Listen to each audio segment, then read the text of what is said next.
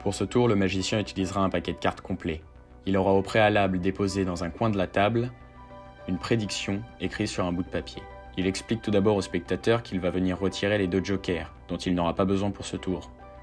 Il sépare ensuite les 2 paquets en 2, donnant une partie à son spectateur et gardant l'autre pour lui. Il explique ensuite à son spectateur qu'il peut franchement mélanger sa partie du jeu. Le magicien mélange la sienne et le spectateur s'exécute en mélangeant la sienne.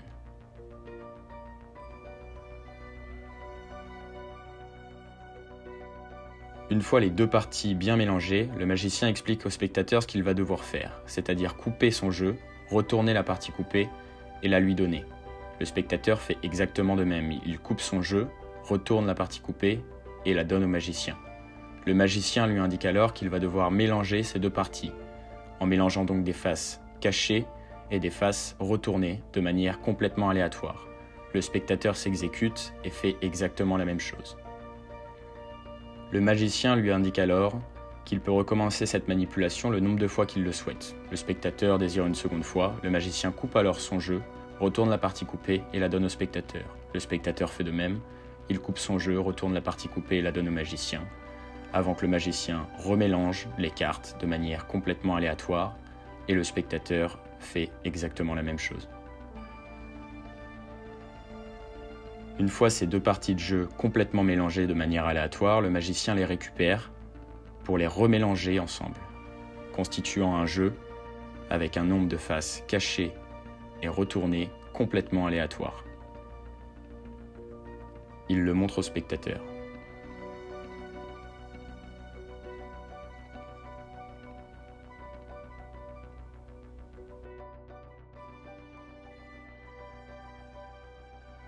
Le magicien invite maintenant le spectateur à retourner la première prédiction, sur laquelle il y a écrit 25 cartes face cachée. Le spectateur récupère alors le jeu et commence à compter les cartes face cachée.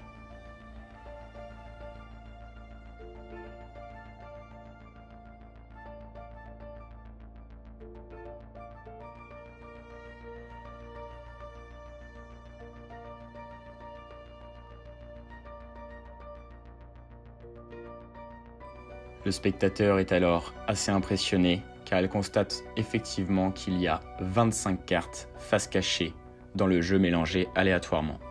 Mais ce n'est pas terminé. Le magicien invite maintenant le spectateur à retourner la 2e prédiction, sur laquelle il y a écrit que 10 de ces cartes sont des cartes noires. Le spectateur n'y croit pas, récupère le paquet et commence à compter les cartes noires.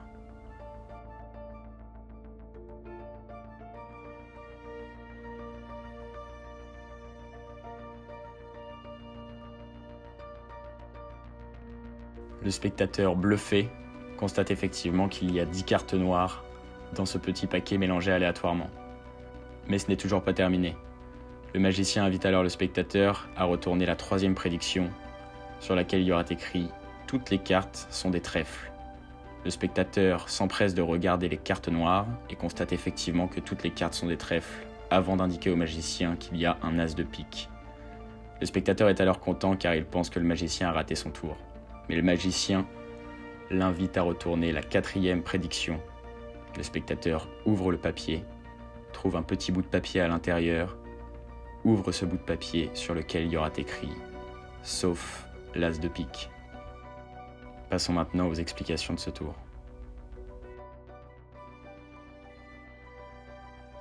Pour ce tour, découpez un petit bout de papier sur lequel vous allez écrire « Sauf l'as de pique ». Ceci correspondra à la dernière prédiction.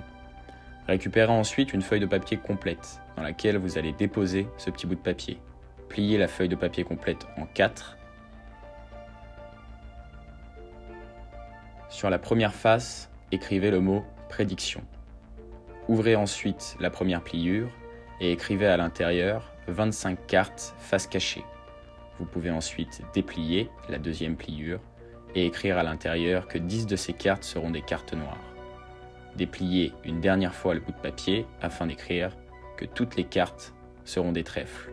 Vous l'avez compris, à l'intérieur du bout de papier se trouve la dernière prédiction sur laquelle il y a écrit « Sauf l'as de pique ».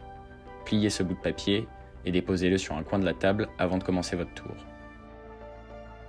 Pour ce tour, vous allez devoir effectuer une petite préparation. Tout d'abord, sortez l'as de pique de votre paquet et prenez 9 cartes noires, toutes des trèfles. Donc vous prenez les trèfles que vous voulez, ça n'a aucune importance. Il faut juste qu'il y en ait 9 et que ce soit toutes des trèfles. Posez l'as de pique sur ce paquet de 9 cartes qui sont toutes des trèfles. Et ensuite, vous allez devoir sortir de votre jeu 15 cartes rouges. N'importe lesquelles, ça peut être des cœurs ou des carreaux. Là encore une fois, ça n'a aucune importance. Il faut juste qu'il y en ait 15. Une fois ceci fait, vous allez mélanger les deux paquets ensemble. Mélangez-les n'importe comment, ça n'a aucune importance.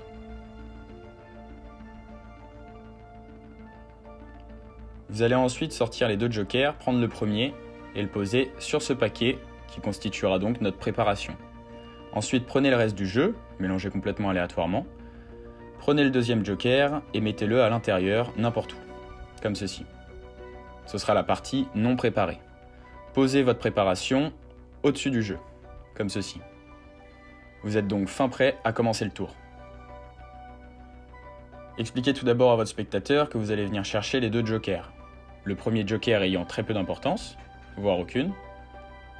Et ensuite, lorsque vous allez chercher le deuxième joker, scindez le jeu en deux, là où est le joker. C'est-à-dire qu'on prend la partie préparée et on va la donner à notre spectateur, comme ceci. Gardez donc ensuite la partie non préparée pour vous.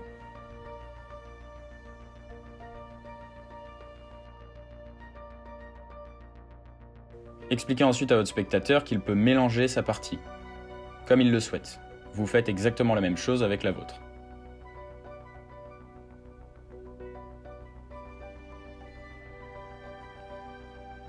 Une fois que les mélanges sont effectués, expliquez à votre spectateur ce qu'il va devoir faire, c'est-à-dire couper son jeu, retourner la partie qu'il vient de couper et lui donner. Le spectateur fait la même chose, il coupe son jeu, retourne la partie qu'il a coupée et vous la donne. Vous allez ensuite lui expliquer qu'il va falloir mélanger ces deux parties. De cette manière-là, le nombre de cartes retournées et face cachée sera complètement aléatoire. Le spectateur fait exactement la même chose. Expliquez-lui ensuite que vous allez recommencer cette manipulation une seconde fois. Coupez une partie de votre jeu, retournez-la et donnez-la lui. Le spectateur fait la même chose, il recoupe une partie de son jeu, la retourne et vous la donne.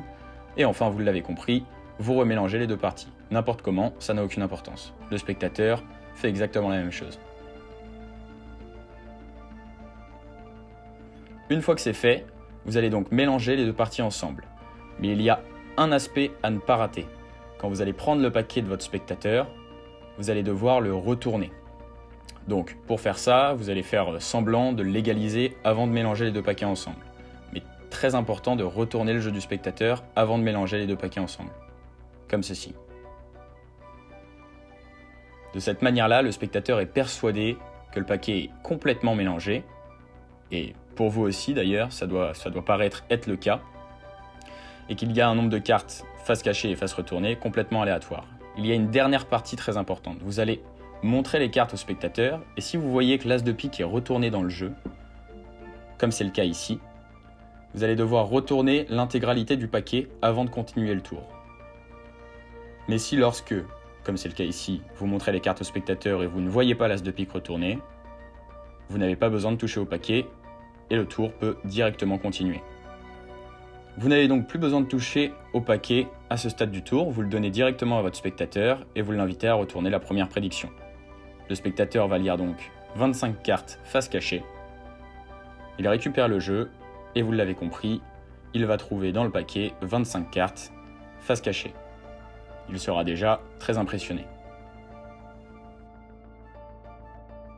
Une fois qu'il a constaté les 25 cartes face cachée, vous lui demandez de retourner la seconde prédiction.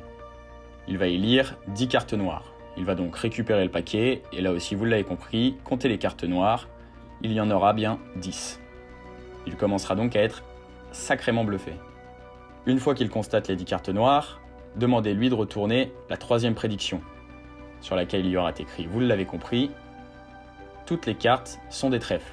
Le spectateur analyse alors les 10 cartes noires et constate que toutes les cartes sont des trèfles. S'il ne voit pas l'as de pique, montrez-lui et dites que vous avez raté votre tour. Le spectateur rigolera sûrement, et là vous lui dites d'attendre et de retourner la dernière prédiction. Vous l'avez compris, c'est sur celle-là qu'il y a écrit, sauf l'as de pique. Et votre spectateur restera très bluffé. J'espère que ce tour vous aura plu. Moi je vous dis à la prochaine pour une nouvelle vidéo.